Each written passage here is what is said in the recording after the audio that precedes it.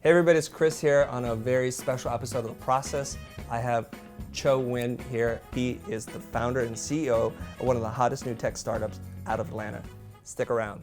Let me try this again. I want you guys to listen to me. Yeah. I design sandwiches. My name is Jose Caballero and I talk about the business of design. I talk about a lot of stuff. My name is Chris Doe and I talk about the business of design.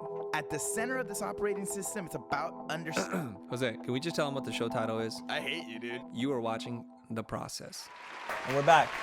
Chau, welcome to the show. Really happy to have you here. I'm glad you made time to come and visit us. I know you're busy traveling and all, and so I'm going to just jump right into it. All right? So first, I'd like to ask you, how would you describe yourself? I'm a problem solver. I like to solve big problems and do it through different ways. In this case, through technology, through startups, and helping a lot of people with a big problem. In college, I was a marketing major, and it was a great school. I was learning a lot, but most of what I was learning was outside of the classroom.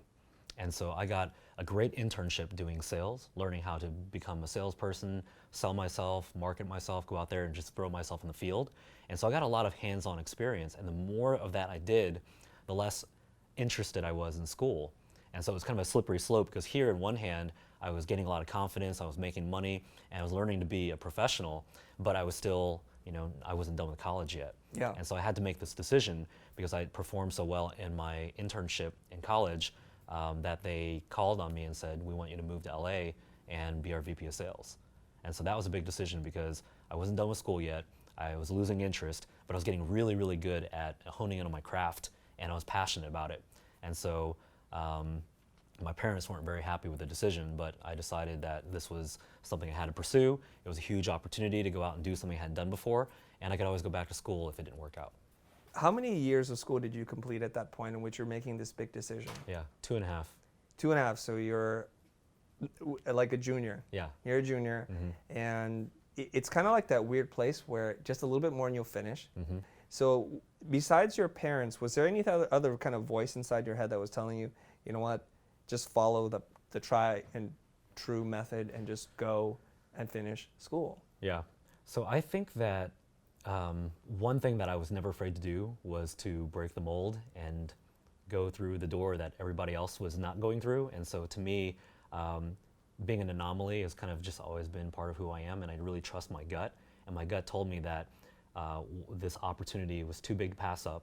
My heart was in it, I was passionate about it, and then I would weigh my options on the school side, which is, well, I'm not really getting a lot out of it, I'm not passionate about it, I don't jump out of bed and go to class. And I was learning so much being in the field that it was actually, when I really got down to it, it wasn't a difficult decision.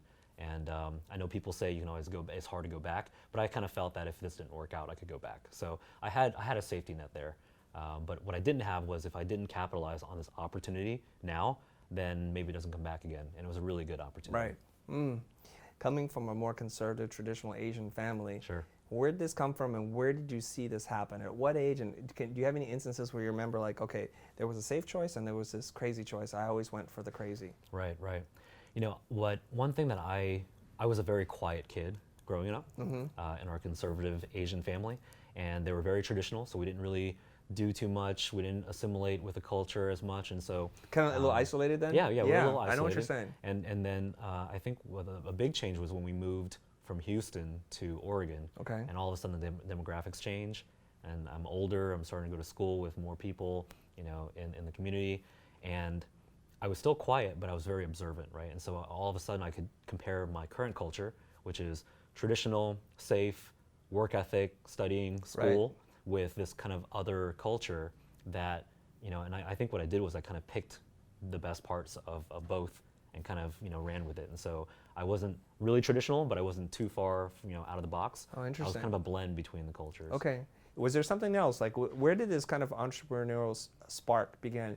The reason why I ask you this is because for our audience, I want to help them recognize, wait a minute, maybe I'm that risk taker, maybe I'm that entrepreneur too, to help them identify that. Right.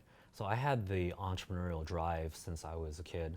I was a kid doing the lemonade stand. Great. I was a kid, selling friendship bracelets or what have you. So you were a hustler. You're always trying to figure out a need and to fill that need. Right. Right. Did you have any regrets from dropping out of school? None. Best decision you ever made? Definitely, by far. Okay. So if somebody in our audience is like watching this right now and they're thinking they have a similar situation, I hear this all the time, especially in the creative field, because once you become a junior, a couple of years into school, you actually have the real skills to go out into the field. Some stay, some leave. So is there any advice that you can give anybody? Now, this time when I ask this question, I want you to look right in that camera and just talk to those people. Yeah. What helped you make that decision? And maybe you can parse down some of your knowledge. Sure. Well, if my son is in the audience, then I would tell him, don't just drop out. But in all seriousness, I think it really depends on the person.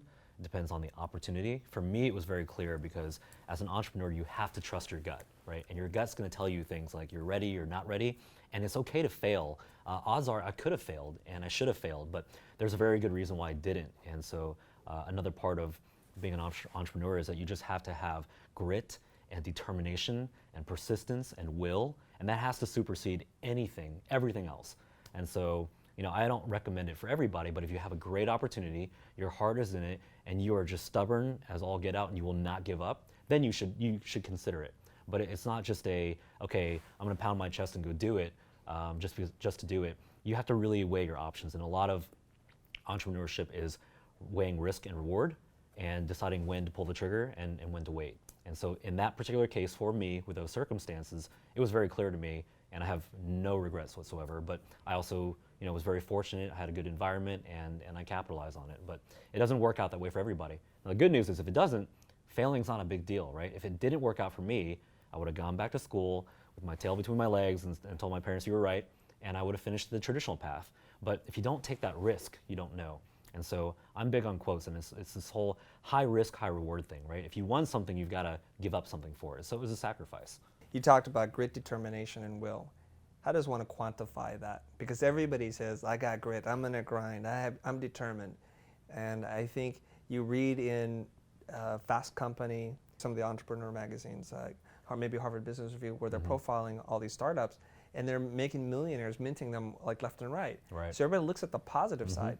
They don't think about the work that it takes. So maybe you can talk a little bit about what that grit means to you. Absolutely. Well, I think if I have to quantify it, you take the hardest thing you've ever done and you multiply that by an order of magnitude or more. Because businesses are set up to fail because only so few of them actually make it and the rest of them fail. And so you just have to have this unwavering, strong mental capacity and borderline Asperger's to not listen to what people are telling you. Right. They're going to tell you you're going to fail. It's going to be hard. You're going to be lonely. It's actually a very, very difficult mental struggle. Right. That's not something that you see from the outside. From the outside, including my past history, you see great companies, lots of revenue, sold and had a great exit, right? With a new company, same thing. We're doing really well, but at the end of the day, it is a grind every single day. It will take everything out of you, and you just have to have mental strength. And very few people know what that's like until they actually do it. Right. So you're talking about the sacrifices, maybe to your own personal life. It means you got to give up some of the going out with the boys or chasing girls or whatever it is that you're doing. You got to give it up because you're going to work really, really hard. Because you said the odds are against you of succeeding, right? And you also said that what you call Asperger's, we refer to as your reality distortion field. Right.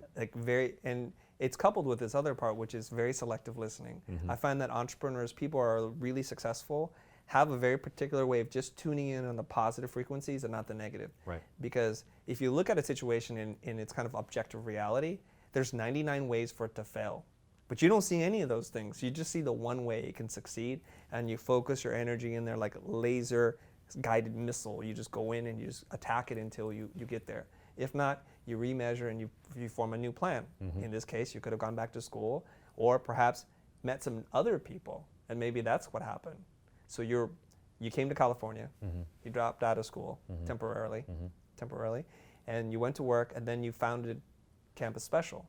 And how long did you run that for? Yeah, so I had the first job that I had out of college was at a college marketing company. I was their top intern, so they drafted me basically out of college to come start that, to go build that company. At the time, it was a small business. I was employee number 2. And my Wow. job, yeah. Okay. So it was big risk, right? Looking back, it's like bad idea. But you had that like selective listening. You're like, Right. great opportunity. Yep. I'm Yeah. the number 2 employee. Yeah, Amazing. exactly. Yes. Right. So early employee, no process, no structure, no systems, and my job description really was do what you did at Oregon, but do it times 50. And so no playbook, no process. I had to come in at age 21 and figure out how to scale a business. How do I go recruit? How do I go replicate what I did? Because I know that I could be a great individual contributor, but how do I become more than that? And so the real value was in the ability to clone myself on a large scale. And so that's what I did for 5 years, and we grew our 50 sales rep base to 250. So we grew about 5 times in that period of time. As my friend Jose would describe, you were building the runway while you were landing the plane. Yes. And so that was pretty remarkable. So you have to have a level of introspection and self-awareness to say, okay, so what worked for me? How can I build out the team? And that's what you helped your employer do, to Right. build out that team and to formalize your process. That's tough, man. Holy cow, and how old were you? I was 21 at the time. Dang, 21 years old, and you had that level of self-awareness. Well, I think it was also, I had no other choice, right? I dropped out of school. Everyone said it was a bad idea. Yeah. And I moved to LA. I knew nobody there. And so I couldn't go back. I just had no choice but to make it happen. And that's I like that too. Yeah. That's the you burned the bridge behind you, so there's no retreat. You can't have one foot on the dock and one foot on the boat. It's all in or not at all. So Aaron, did you hear that? 100% commitment. You have to be 100% dedicated to pursuing the dream. So many people talk about it, but they're not really committed. There's a little bit of doubt or reservation that's still in their mind, and so they don't go all in. They don't put everything in, and you have to. Yeah. And in your case, it worked out. So why did you leave that company and start your own? What happened there? Sure. So it was actually a very similar path to the decision of leaving school or staying in school. So I spent 5 years at that company. I was doing just about everything from hiring to training to managing to production, creating strategies and tactics, writing the playbooks. And so at a certain period of time, I kind of hit a wall where I said, well, I'm not learning a lot anymore, and I'm still passionate about it, but I think I can go out and do this on my own and really take it to the next level. And so anytime I feel like I'm plateauing in my ability to grow and learn and better myself, then I get a little bit bored and complacent. And I was too young to be complacent. I was 25 at the time. It was going really, really well. And the same thing Making happened. tons of money? Yeah, making a lot of money. Yes. And a lot of the similar reactions came when I started talking about leaving this great job to go start a company. People said, "You're crazy. It's a high risk. You could fail." And even my parents were even, "Well, maybe you should stay a little bit longer." And that's how I knew it was the right decision, right? I like to do the things that most people don't do, so I can get the results that most people can't get. Yeah. You're 25 years old. You're doing really well, getting paid a ton of money, very successful running things, but you felt like you stopped learning, you stopped growing. And so everything in your body was like, I need to do something bigger. And then everybody was saying, stay at the job, save a little bit more money, see where this goes before you jump ship. And that's when you're like, you know what, I'm out. So then you left and you started Campus Special. So just so everybody's clear, because I know a little bit about it, explain to people in very practical terms what Campus Special? Campus Special did, like, what did it actually do? So all in the 8.5 years I had the company, we had 4,000 sales reps. Wow. And then we had over 10,000 brand ambassadors that would go out and promote our product. Okay. And so what we would do is we would go out and sell space to local merchants in college towns. So pizza places, wings, restaurants, and then they would buy space on our website, on our app, do online ordering with us, and then we use our sales reps to go out and sell the deals, and then we use our student brand ambassadors to go market the product. Okay. So this is a way for local businesses to market towards the college market. You got it. And so they would have a listing, and then they might promote special offers and things of that nature. That's right. And so there was a benefit to both the store owner and the college student. And so you're brokering this through a digital interface? You got it. We were connecting college students with local merchants in college towns through print, mobile, and online. And at scale, we did it at 500 colleges in 165 cities. And we're one of the most popular digital mediums that students use to go find local businesses. And then you ran that for 8 years? 8.5 years. 8.5 years, okay. What were some of the challenges that happened along the way? Give us the highs, give us the lows. Oh gosh, starting in Campus Special? Yeah. Yeah, so first of all, we started it at my dining room table, right? And I always say we were funded by Visa and MasterCard. That's all we had was debt. And it was an interesting time because here we had a lot of experience. We knew how to replicate this playbook. Now we're doing it under our own company with a different product. And so we did not manage our expectations at all. We were thinking that we've been on fire, my partner and I, from my previous company, Yep. co-founder, and that we would just not skip a beat and everything would just continue to go up and to the right. That was definitely not the case. I can tell you that first year was one of the hardest, darkest times of my life. No salary, had already left a great paying job that was stable, and had nobody else to rely on but myself and my partner. And we, out the gate, had struggles. We did not hit our sales goals. It was very hard. We were based out of LA, but we had Eastern time zone reps, so we were getting up to meet with them at 6 o'clock in the morning. I didn't eat, I lost weight, I grew gray hair. It was definitely tough. In fact, one moment that I'll never forget was when I approached my partner in the first few weeks of sales when we had completely missed our targets, and I said, this was a bad idea, and I'm sorry. And he just kind of slapped me and said, what are you thinking? Like, snap out of it. Like, we'll get through this. Yeah, we'll get through it. I love this part. Hold on, okay.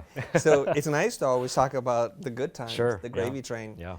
Let's go to the deep, dark stuff. Yeah. I want to dive right in there. Sure. Okay. First year, what were your expectations? What were your goals? What were your sales goals? Yeah.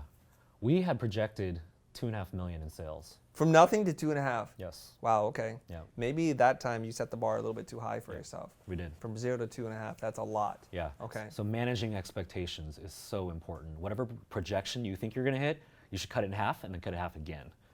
Okay. Yeah. Just give yourself some room to grow and learn. Right. Okay, and then what did you wind up hitting that first year? We ended up hitting 1.2 million. That's still remarkable. Yeah, See, so if you set your goal at 500,000, you'd be giving each other high fives. Right. And that was the problem. Wow, look at that. Yeah. And so then you kind of came down to this moment when you feel almost defeated and discouraged. And lucky for you, or fortunately, because you partner up with someone that was great, you kept each other going. Right. And you pushed through the painful parts, right? And much like my first job out of college, I had no choice, right? I'd already left my job. They weren't going to give it back to me. No. And I already told everybody they were wrong. And Right. we put money into this You burned that company. bridge. Yeah, so that was gone. Right. And really, it's a pride thing, right? You don't give up in the middle of fighting a battle. And so we clawed and scratched and scraped our way to success. Yeah. And so although it wasn't the original sales goal, first year out the gate, we did $1 million in sales and it was profitable. And so it was a win. But looking back, that was by far the hardest thing I'd ever done in my life. So besides the financial stuff, what was the other stuff that was your dark times? Because you're not drawing the wonderful salary that you were getting. You're financing everything, so you're risking it all. Basically, you could have erased your financial wins from the last 4 years and scratched it down to negative, or even, owing a lot of money. You got it. So there was a lot riding on it, and then you didn't hit your kind of very lofty financial projections. But emotionally, speak to that. Like, what else was going on? Besides the numbers, because it's just numbers. Yeah. What else was going on for you? So this is the part that most entrepreneurs don't talk about, but all know exists. Okay. So unless you're just, one of the 0.01% where your business, flies off the shelf virally on day one, most entrepreneurs know that there's sleepless nights where you're laying in bed thinking about how are you going to make this work? How are you going to pay rent? You've got employees. What if their paycheck bounces? So it got to cash flow issues even. Well, Was it that dark? The way our business was set up was that we had to bet on the future. Okay. And because our business at the time was so seasonal, we were investing money up front for a big payoff later. Right. And so, so not only could we have failed, it wasn't like we just shut it off and then cut our losses. We would have been in the hole. We would have lost everything. Okay. Yeah. So let's put some details to the story here. How much money were you putting up of your own money, you and your partner, out front, in hopes that you're going to make it back? It's very speculative, right? That's what you're saying. You have to spend the money first, which is a very different kind of business. Right. So how much money do you have on the table to lose, basically? Yeah, we put in $500,000 between the two of us. Okay, so $250 each. Wow. Okay. it's hard to work and earn and save that much money, and then to let it ride and burn it all in 1 year, one big bet. Right. You just double down on it, and it worked out. Yep. So those are the nights when you're like, was this the most colossal mistake I've ever made? That keeps you up. Right. So there was that little voice, that little self-doubt that was creeping itself out.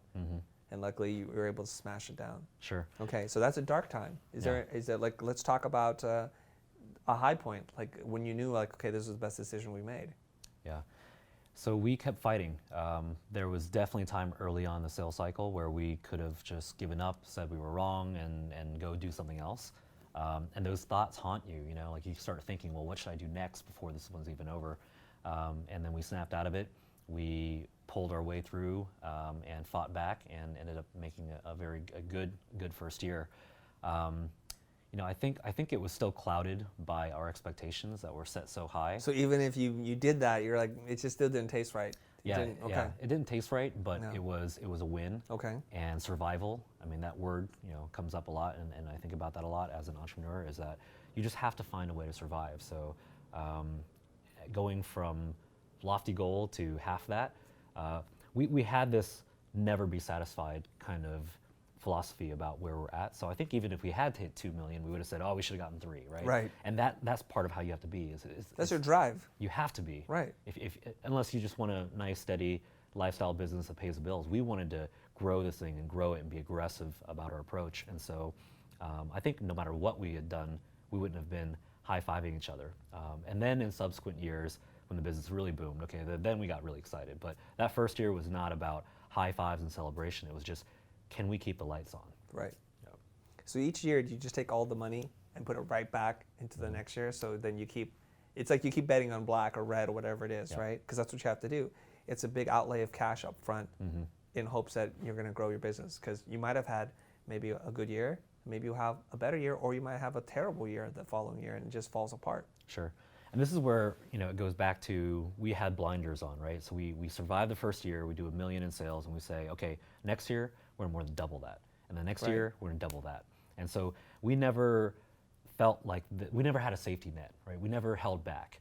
And so every year, we just bet it again. All bet in, it again. every time. Every time. And luckily, on paper, when you look at Campus Special, we grew 20, 30, 40% every single year we had the business from start to finish.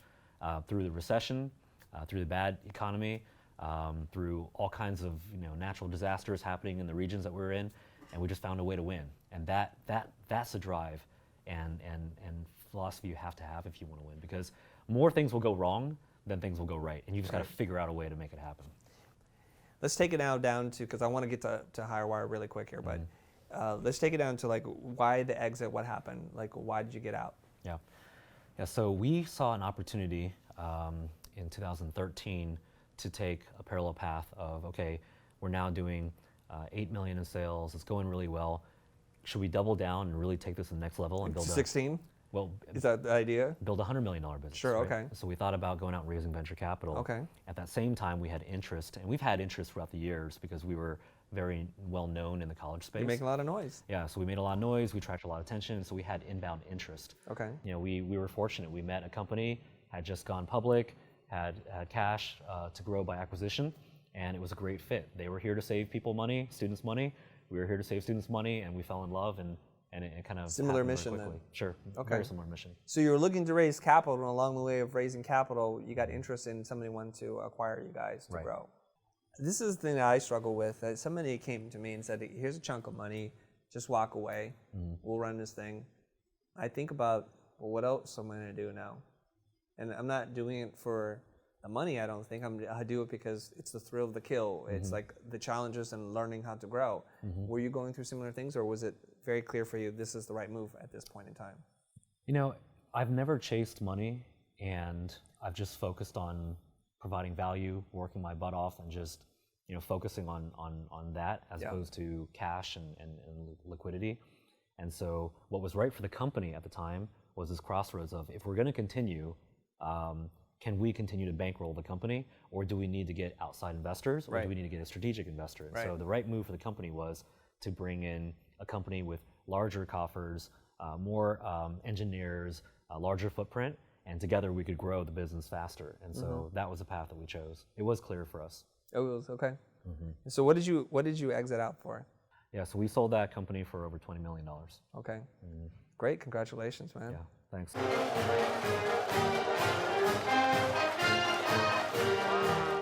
To grow something and to have an exit so you can do your next thing. Okay, so with that kind of money, you probably don't need, I mean, if you don't spend money like crazy, you could probably like coast on that for a while and invest your money to make money, and then you'll be all right. Sure. So you're out of the game for a little bit, but then I know you can't sit on your hands for too long. So what's the next move for you? Right. Well, two things about that. It's not that it's the money, it's just the chase, right? It's never enough. And if you're hungry and you're tenacious and you're aggressive about going after your goals, whatever your goals might be, in my case, I always want to continue moving forward, right? And so that was a great business. We were acquired, and I wanted to do it again, do it faster, smarter, better, and solve a bigger problem that impacted more people. So it's this game that I constantly, want to chase because I want to win, even though the stakes get higher and it's harder every time. That's what makes it fun. Two, I did retire for a little bit. And, everybody's semi-retired after they sell for a little bit. Right. So you sit in the shower and you're like, wait, I got another idea. I got another problem. Well, actually, so I took some time off and reconnected with my family because I was working a lot, didn't see them that much, hung out with my wife. And I always used to wonder how people, like I would go to lunch for like my 20-minute lunch break, eating while I was on a call, and I'd see people hanging out during lunch. Right. Didn't look like they're working, they're drinking, having fun. I always wondered, how are these guys doing that? Like, who are these people and what kind of life are they living? Right. And you became one of those people. I was. And so my wife and I are hanging out and we're drinking, 2-hour lunches. 2-hour lunches, going shopping. We went on vacations and that was all great. And then 2 weeks into it, she's like, you got to get out of the house. Just 2 weeks? Yeah. Oh my God, that didn't last very long. Nope, didn't last too long. Okay. And so I was very disciplined in my approach. And this is where I think the audience can benefit from my learnings here is that don't start a company to start a company. Don't start a company because you think you have a good idea or you have a hunch. What you have to do is you have to look for a problem that exists today and see if you know how to solve it. And if you have the background and the ability and the team and the relevant skills to actually go solve that, right? So I'm not a space travel guy, right? So I will never start a startup, and I never should start a startup to go travel to Mars, even though that's a great idea. Right. But what I did know how to do, based off of the 14,000 people that we hired at Campus Special, was I knew hiring, I knew how to source candidates, and I knew how to place them, and I knew all the problems and pain associated with that process because we had gone through it so much. Right. And so when I went through my discovery process to find the next company, I was really looking for a big problem. And when we landed on this problem, we checked all the boxes. We said, okay, can we execute this? Does this fall in our wheelhouse? Do we have the ability to go out and do this? Do we have the team? And is this even something we should go attempt? And after doing all of the due diligence and talking ourselves out of why we should start this company. You try to kill it first, right? Absolutely, right. And again, I like to do things opposite, right? Most people say, I'm gonna go start a company because I wanna be an entrepreneur and I've got this really cool idea, so I'm just gonna go do it. And then they go do it, and the worst thing that happens, the most common killer of startups is building something that nobody wants. And so instead of building something no one wants, go find out what people want and go build that. Spoken like a true UX person right there. That is design thinking. Okay. There's a whole study behind this, and it's what IBM is doing. A lot of these big management consulting firms are doing. Design thinking says instead of building a product and marketing it, go figure out what people want, make that thing, and then it's already built in marketing. You got it. Okay, so let's talk about HireWire. Sure. You raised $2 million in angel investment to launch the company in what year? We did that in August of 2015. Okay. Yeah, a few months ago. A few months, yeah, not that long. So you'll be coming up on your 1-year anniversary pretty soon. Almost. Right, okay, so tell the people what it is that HireWire does. Sure, so HireWire is a marketplace, much different from a job app or a job board. So most of the companies in our space allow employers to post job openings and allow job seekers to apply. You cannot apply That's for like a Monster, job. right? Yeah, Monster does something? Monster, Career Builder, there's a lot of them out there. Yeah. So what we are is we're the anti-job board. We're the opposite of a job board. You cannot apply for a job on HireWire, and you cannot post a listing. This is a marketplace of buyers and sellers, where the employers are the buyers buying time, and the job seekers are the sellers selling their time. Right. And so what we've created is a true marketplace where you can search for candidates by skills, availability, location, and pay in real time, and you can sell that time as a job seeker as opposed to applying. And it's on-demand hiring. So if you build a profile on HireWire and an employer finds you, you can connect with these people, get interviewed, and get hired in 24 to 48 hours. And that's happening right now. So what is the winning formula? Because how do you prevent people taking advantage of people, or people that are not qualified to do the work that show up and then flake out? Sure. So right now we're focusing on the service industry. So it is your blue collar, if you will, compared to a professional space. And so hiring and turnover in this industry is a huge problem. We see turnover rates from 100 to 200%. So they're constantly battling this revolving door. Some of it is considered unskilled labor, depending on the position. And so a lot of it is about, do you have a good work ethic? Are you reliable? Do you have good communication skills? And the rest they can teach you. And so it's a very qualitative hiring process. Okay. And so what we've done is we built technology to really speed up that process. So let me give you an example of how it works. As a job seeker, instead of spending my time applying for jobs, filling out applications, copy and pasting my resume over and over, I build a profile and I invest 5 minutes of my time into my profile, which is picture, job history, a video interview, which consists of 4 questions, 30 seconds each, and then I get to select when I can work, how much I need to get paid, and how far I'm willing to travel. Now the distance is really important because it's a very hyper-local play, right? So you and I will commute an hour maybe to go work a job, but if you're getting paid $10 an hour for a 4-hour shift, that doesn't make sense. So the closer they are, the better. And then they're done. That's 5 minutes, they do nothing else. Then the employer, when they have a need, instead of posting an ad and waiting for their inbox to fill with hundreds of unqualified people, only to find that only a very small percentage are qualified, we give them the power to search. And so the employer says, show me a bartender with 1 year experience, they have to work nights and weekends, and I need them to be 5 miles or less away. Hit search and view profiles. And so this allows them to solve that problem of filling that gap in their team much, much faster.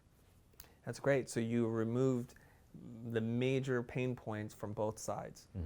The delay, the unqualified, and it's time too. I mean, you said you're buying time, but you're also saving the buyer time. Posting the ad, going through it, vetting everybody, that consumes a tremendous amount of energy and money. Right. Well, the real time saver is in the interview process, right? So generally, to get to an in-person interview, the employer has to have posted the ad, gotten the emails, screened the person, schedule a time, and then meet them. Only to find out that within 60 seconds, most employers know if it's going to be a fit or not. Right. So what we've done is we've cut out all of that time, because now the employer, in addition to finding candidates that match, they can hit play. And by hitting play, they're going to be able to meet that person and ask them those 4 questions that they'd ask anyway in a pre-recorded interview. And so by hitting play on those 4 questions, they've already made up their minds. And so by the time they actually bring the candidate in, they already know if they're going to hire this person or not. So unless they completely bomb the interview or are completely different, that conversion rate of actual hiring is very, very high. The 4 questions that are asked are always the same 4 questions? They are. And that's from your experience about interviewing hundreds of thousands of people for your previous company, right? Right. So part of it's my experience, but part of it is also just asking our employers, give us your top 4 or 5 interview questions. And again, this goes back to build the product that the people want, as opposed to building what we think they would want. And so it's a blend of both. And so by the time we get the 4 most common questions, we insert them in the app. And it isn't so much the interview question that the employer wants to see. They just want to see, how does this person dress up? What are their communication skills? Do they have the ability to represent that person's brand, that company's brand? And all that can be seen in video, as opposed to today's solution, which is words on a piece of paper, tells you very little about a candidate. Right. Especially because it's easy to copy and paste that stuff. You got it. Okay. What are the 4 questions? I'm just curious. Sure. Question number 1 is tell us about yourself and your previous job history. Question number 2 is what qualities do you have to be good at that role? Number 3 is what is your definition of customer service? And number 4 is why should we hire you? Those are great questions. So you're asking for relevancy, and you're getting some of their personality to come out and to see how they can articulate and communicate. Because maybe that's at one base level is just the driving factor of whether or not we're going to get along. Can I talk to you as a human being? Can I relate to you? And so they can vet out the crazies right away. Right. And the great thing is, so in a world without HireWire, if I bring you in for an interview and you're not a good fit, I'm stuck with you for at least a few minutes. And that is where you have a lot of time wasted. And when you think about the value of time for a busy, hands-on operator in the service industry, they don't have time, right? They need to be able to move fast, plug holes, things are on fire, customers are unhappy, they're constantly juggling. So if you can save people time by giving them the ability to hit play and decide, not a fit, he's a fit, she's a fit, and then only bring the people that they know they have a high likelihood of hiring, that's how you solve a big pain point. That's how you go after a big problem. Where does this app go wrong from both the buyer and the seller's point of view? Like where does it break down? Like, because I know, like, for example, with Airbnb, their whole issue was like, okay, what if they trash my place? So then they buy this monster insurance policy for everybody, and then they start to vet these kinds of things. Where's the pitfall of HireWire from the buyer and seller point of view?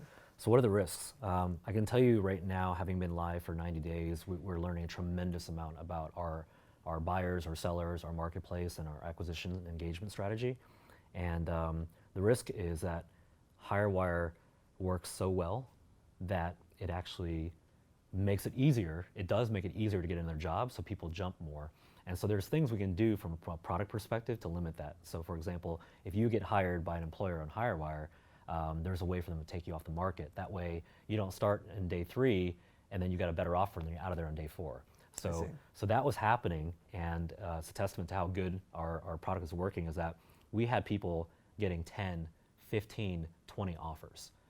So that's great for a job seeker, but not good for an employer if that person's already started. So that's one of the risks. I think the other one for us is just making sure that we have liquidity and balance in the marketplace. So in a two-sided marketplace of buyers and sellers, in this case job seekers and employers, you can't have too many employers and not enough job seekers, and vice versa. So this constant balance and rebalance and finding the right fit, right? Because there's segments. There's fast food, there's casual, there's fine dining, there's front of the house, there's back of the house. So there's a lot of nuances to even just one vertical, the restaurant vertical that we're learning before we can roll out retail and hospitality and construction and all the other ones. So really the risk is if we don't build a product that our users love, then it's always a risk. But that's something we're very, very in tune with. And so most of the product decisions we make are driven off the feedback of both the job seekers and the employers. And that's how we know that we're going to be on the right path, because we're essentially building something that we know that they're going to love. Do the employers give some kind of rating and feedback to the job seekers? Yeah, currently today there isn't, but in the next version we'll be adding that so that there's real trust and ability to rate candidates on both sides, employer and job seeker. You don't do, as a marketplace, you don't do any kind of vetting of or background checks on people, or do you? Yeah, we don't at this point, but that's something that we can very easily add. Our approach in building the startup was very disciplined and in pieces, right? And so we set off to build an MVP. We didn't want to over-engineer it, we didn't want to do too much, because we still had to validate, could this anti-opposite of a job board concept actually work? You don't want to overbuild and realize the market doesn't want all those things. Right, and that's, again, the most common mistake, is you go build all this, you don't show anybody, you unveil it, and then nobody's home. In our case, we built what we felt was what our employers and job seekers wanted, which is less work on both sides, time saved, and ease of use. And upon validating that, we're now going to the next step, which is to raise our next round and then go scale this product. For our audience who may not know what that term means, MVP, can you tell them? So an MVP is a minimum viable product. And so instead of going out and building the Taj Mahal, which you're likely going to be wrong about what your users want, you build the bare minimum that you can get away with to validate or invalidate your concept. This way you haven't invested too much time and too much money. If it turns out you're wrong, then you either revise or completely throw it away and go back out. And in our case, we were right about our MVP, and so now we're building on top of it. You talked about setting your expectations too high. All right, so now I'm going to have to ask you, what are your benchmarks here? You're only 90 days into testing or releasing the product, right? What's your first year projections? What benchmarks do you have for your HireWire? Yeah, it's funny, as I describe my story of first job to first company to second company, I don't think I've learned my lesson. I was going to say that you have not learned your lesson, but go ahead and throw it out there, let people know. Well, I won't go over financial projections, but what I'll tell you is that we believe that we can 100% own and disrupt the space. Part of building a disruptive company is bringing a product to market that is an order of magnitude better than status quo. And what that means is it can't be twice as good or 3 times as good. 10x. It has to be 10x. Right. It has to be so good that the incumbent cannot survive unless they completely copy you and change, which generally doesn't happen because by that time they're too big and too slow. The sleeping giants. You got it. And so we're David, and the incumbents out there are Goliath, right? And so the way we think about our product is that we want to release a product that's 10x better. Today, I think we're already 3x better, right? So until we reach that 10x better, we won't scale. Because if you do that, all you're going to do is put out a better product, but not an order of magnitude better. Right. And so our goal is to completely own the space, completely disrupt the way it's being done, and and take nothing less. Right. So you're not interested in doing incremental improvements because that's not going to get you this world-beating company. Right. And when you go back to my last company, it was a great company. We grew, we were profitable, and we grew very fast, relatively speaking. But if you really want to build a household name and disrupt, you have to go fast, you have to go big, and there's just only one speed that's acceptable. So only one gear. Only one gear. gear. Got to go full blast. Right. All right. Well, since we can't really talk about numbers, maybe you can talk about your benchmarks for how many people adopted technology, how many signups do you, Sure. Can we talk about that? Absolutely, happy All right, to. so Right. you're 90 days in, how many people signed up? Yeah, so we have job seekers and we have employers. In the first 90 days, we have 1,200 employers that have signed up on the app, and we have about 15,000 job seekers. And so the great thing about that is that most of them today are coming from word of mouth, which is validation that you've got something worthy of a high net promoter score where people actually go and promote your product for you. In the beginning, we had to manually, basically with blood, sweat, and tears, fight for every user to see the initial user base. So in our case— Through marketing? Through marketing, through Yeah. guerrilla marketing, through online, through offline, through Right. all different tactics. One of the hardest things to do is to build a marketplace because you have a chicken and egg problem. One of the hardest things to do on top of that is to build a two-sided marketplace where you have employers Twice and as job hard. seekers. So you see, I like to do things that are very difficult, right? And aim really high. So our adoption rate is really kind of showing us how big of a problem finding a job is and how big of a problem hiring is on the employer side. And so we're seeing people flock to the platform, registering, using it, and our engagement is going up. And so, that's why we say we believe we validated the concept. Now it's about fine-tuning all the levers to ensure that we can build a repeatable, scalable process so we can take it to the 50 cities in the US. So right now it's just in Atlanta only? And it's only in one vertical, the restaurant food industry, right? Right. Okay. And that's a very intentional decision. 10 years ago, I would have done it wrong, and I would have said, how many cities can we get to? How Right. many industries? How fast can we go? And so you have to ask yourself, would you rather have 1 million users in 20 cities or 1 million users in 2 cities? And the answer is clear. You want saturation, critical mass, and liquidity, and that's what we're focused on. And so the great thing about doing one city, one vertical, in a very kind of close-knit audience of restaurants is that there's major network effects happening, right? So this bartender used to be a server here, was a manager here, now he's GM there. And so all these people in one very, very focused market are starting to hear about HireWire, and we've captured today, in the first 90 days, 10% of market share.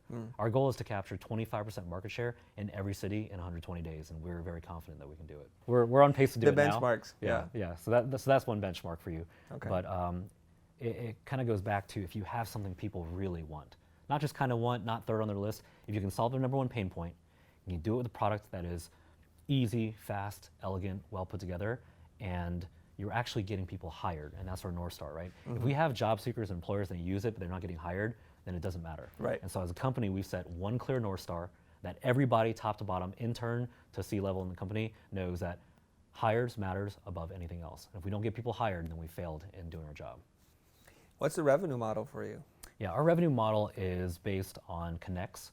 And so as an employer, if you're looking at job seeker profiles, our paywall doesn't hit until you actually decide to connect with that candidate. So you can view and do a search, you can view pictures, job history, and even watch video interviews and enter into a filtered chat to vet them out further. Can they work nights? Can they work weekends? But you don't know their phone number, their last name, or their email. And so we charge you to connect with that candidate. And what we're finding is that for every 2 to 3 connects, you'll have a hire. Okay. You charge per connect? Correct. and the cost goes to the employer, or The employer pays. okay.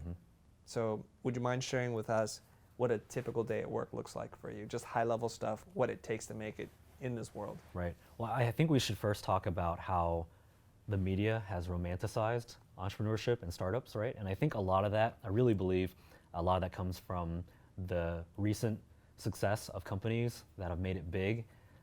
When I started my first company, it was not a cool thing to start a startup. Right.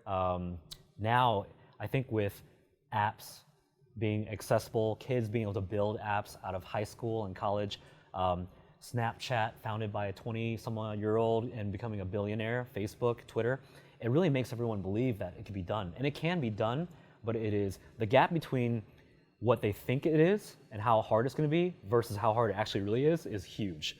I'll tell you, there's nothing sexy or glamorous about starting a startup. It is like giving birth, right? It is the hardest, most painful, difficult thing that you could possibly think of. And so on the surface, it looks cool to raise money and to go exit and have users and get on TechCrunch and be in the news. Right. But you can't look at that. What it is and what it actually in reality is like are two different things. So for example, I call myself, so I'm CEO of our company, but I am really chief problem solver. And every day there are a lot of problems. There's more problems than there are good things happening. And that's how it's going to go until the end of time. And if you don't have problems, you're not in business. That means you're not growing, you're not expanding, you're not learning new things. And so for us, every day we come in and we have a playbook and we figure out, okay, what are our metrics? How are we performing against those numbers? Do we need to pivot? Do we need to go a different direction? And a lot of that is solving a lot of little problems to solve a very big problem, right? And so just for example, marketing is one side. There's 99 ways to do it wrong and probably only a few ways to do it right, but you won't know until you experiment. So a lot of what we do every day is experimenting, failing, revising, experimenting again, refining it, and then doing it again. And so that's really kind of how our entire team thinks about our business, which is every day we're solving problems and we're figuring out better, faster, smarter ways to do it. And that thing, depending on how fast you're moving, could be a 24-hour cycle, it could be a 1-week sprint, it could be whatever it is, right?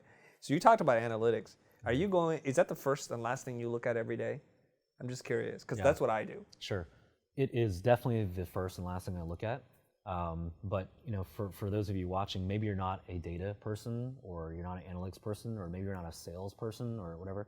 I think we missed this part earlier, but finding a good team that has complementary skill sets is critical, right? Because I am not the smartest guy at my company, and I never want to be. That's my goal. My goal is to be the least smart guy at the table, because all that means is I've surrounded myself with people who are better than me in certain areas. And so there's marketing, there's sales, there's engagement, there's data, there's product, there's engineering, there's so many pieces to it. And so starting a startup is not a one-man show, and it shouldn't be 5 people or 10 people all get the same thing. You need all these different skill sets. So yeah, I'm not a data guy, but I know it's important and I look at it every single day, and I've got really smart people with MBAs and PhDs to do that for us. Yeah, so they look at the data and they give you reports so that you can then make decisions on which way to steer the boat. I always say I sleep for 6 hours and I do this HireWire for 18 hours a day. Right. But that's what it takes. Right. Now I could do 8 hours a day. I could go home at 5 and come in at 9, but it won't get the job done. And if you really want to go after it, you've got to absolutely be willing to throw yourself at it, which means you have to have a good team, you have to have a good support system at home, or not a lot of obligations, and that's why starting it young is good, because you don't have those obligations, but tough because you don't have the experience. So there's kind of that fine line where once you have kids and family and all these commitments, it does get harder to do, but ultimately it's about moving fast, working smart, having a good team, and then balancing that time. All right, since you brought it up, I wasn't going to bring it up, but you mentioned you're married, you have 2 kids. Yep. All right, so what are the sacrifices you're making as a dad and as a husband, and how are you finding that balance? Right. That's a tough one. I've been very fortunate because my then girlfriend, now wife, when we met, she just knew that's how I was programmed, and that it was very, very important that I have time to be able to devote myself to my passion, and that was my work. And when you find something you really love to do, it doesn't feel like work. So I don't feel like I work a lot, although I work a lot. Right. I had a great wife / girlfriend at the time, and my kids too. they understand that in order to have what we have, we've got to be able to do these things. Somebody's got to do the work. Right, exactly. But a lot of it is about efficiency too. And so, having kids and a wife doesn't mean you can't go 20 hours a day. They'll go to bed at a certain time, and then I put in more time after they go to bed. Hey, I know that story. Yeah, right. And I'm a night owl too, so I prefer, everyone's going to bed at 10 o'clock, and I'm up till 1. It's 3 solid, quiet hours uninterrupted. But right. it is a sacrifice. I won't say it's not. I didn't make every kid's t-ball and soccer game, and sometimes I'm out of town to recitals. And I've got this, right? So pretty much everywhere I go, I've got the business in my pocket, and so but it has to be an obsession, unfortunately. And so a word of warning is that if that doesn't sound like a good life to you, then going off and building a startup from scratch and trying to take it to the moon, it's just not a good fit, right? You either have to want it or you don't without compromise. Somebody had asked me, what's the secret to your success? And I thought about it, and I said, my wife. It's because of this. And it's not that my wife makes things happen for me, but she allows me to be 100% of who I am, uncompromised, and she supports it, and she sees the value in that. If you met a different woman who married you, it's like, Chau, where are you? You're missing this, and then you are internally conflicted, and then now half your mind is working on this, half of it's there, and somebody else is going to go in and eat your lunch. That's really what it is. So you found a great woman, and I feel like everybody that's at least in this stage of the game, when you're building the company, it's just like the grind. You have to have a person who has the same values and sees the importance of what it is that's being done, and is a good counterpart. So she can be there for the kids, and she can give them all the love and support, and not have to worry about the business things. And hopefully you're not taking the business stress home either. That stays with you, and it's compartmentalized. And I find that entrepreneurs are pretty good at doing that, figuring out, okay, this is where I leave this, and this is where I get to be with Johnny or Mary, and then I'm 100% focused on you for the time that I have. Right. And you use the word compartmentalize, and that you just have to get good at that, right? Because you could have things blow up at work, and then now you're at home and you're with your kids and your family. It's just a lot of mental strength, the ability to adapt and be efficient and compartmentalize all these emotions and feelings. Because starting a startup is a very emotional thing. It is weighing on your mind. The highs are high, the lows are low, and it's constantly up and down. And it is, a lot of people think that startup growth is just up and to the right. It is up and down and crashing and burning and going back up again and just never giving up. All right, I've taken up a lot of your time. I'm going to go into the fun part. Okay. We're going to do a little free association, and I hope you didn't get a sneak peek at this. Okay. I'm going to throw 7 things at you. Say whatever's on your mind. Okay. Are you ready? Just one word. I'm going to cue you up. No, you can say whatever you want. Okay. You can say a word, an expression. You could sing it. I don't care what you do. Let's just try it out and see how it goes. Okay. Your favorite sport? Tennis. That surprised me. All right. Yeah. A guilty pleasure? Ooh, guilty pleasure. My wife will turn on The Bachelor, and I'll always. Is this thing on? You're not recording this, are you? We'll edit this part out. So she'll turn on The Bachelor, and I always never watch it, but then I end up sitting there watching it. I don't know how. So reality TV? Well, yeah. Specifically The Bachelor? Yeah, right. Yep. All right. Something dorky about you? Dorky about me, gosh. Which one to pick? Just pick one. Yeah. I'm constantly on my phone and my laptop, and if it's further than a few feet away from me, I really have a lot of anxiety. Okay. Your favorite design or creative tool? What makes you feel really creative? Creative. I don't think of myself as creative. I don't. I think I spend a lot of time on YouTube, watching, listening to great problem solvers, aka entrepreneurs. And that to me, when I hear Elon Musk or Peter Thiel or Reid Hoffman and these guys talk, that gets me really Gets you pumped up. Absolutely. That's great. I love that answer, actually. YouTube's your favorite design tool. And I just want to clarify, because there's a lot of people out there who think like this, because most people think of creativity as someone who's a good draftsman who can draw and render and make things. But for me, I'm a creative person, and I teach this stuff. A creative person is just somebody who is able to connect 2 disparate things. It sounds like a lot like your marketplace. There's a need with people to get jobs, and then there's a need from employers to find these people with the skills that and then to find a good match. So you've been able to just connect it, and you came up with a novel solution, which is use software, incorporate video, and to ask the four most common questions so that they get a really good preview of who they're going to get, so they're not going to waste a lot of time. So you are creative. Yeah. Okay. What scares you? Failure, letting people down, being a disappointment. That keeps me up at night. Same here. Okay, your last one. 20 years from now, what are you doing?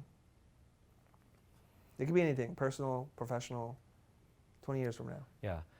20 years from now, I will be advising and taking all the years of everything I've done wrong and all the things I've done right, and coaching and developing and helping young entrepreneurs avoid the pitfalls that I fell into and benefit from the things I did right. And that would be something I could devote the rest of my life to, which is, there should be a startup school. It's very, very counterintuitive and the opposite of what most people think. And there's a lot of information out there, but it isn't being put into here's what to do and what not to do. And so I would find a lot of passion in being able to do that with the rest of my life. That's great, to share what you know and to help others. It's like that thing that Obama said, it's your obligation once you're at the top to send the elevator back down. And I love that. All right, guys, I'm going to wrap up the show. I've taken up over an hour of Chau's time here, and I found this conversation to be really informative. Let us know in the comments below what you have. Will you be monitoring this channel? Absolutely. So he'll be around for a little while to answer any kind of questions that you guys paste below. And I feel like he's shared a ton of knowledge with us, and so I'm very appreciative. Thank you very much. Hey, thanks, Chris. Thanks for having us.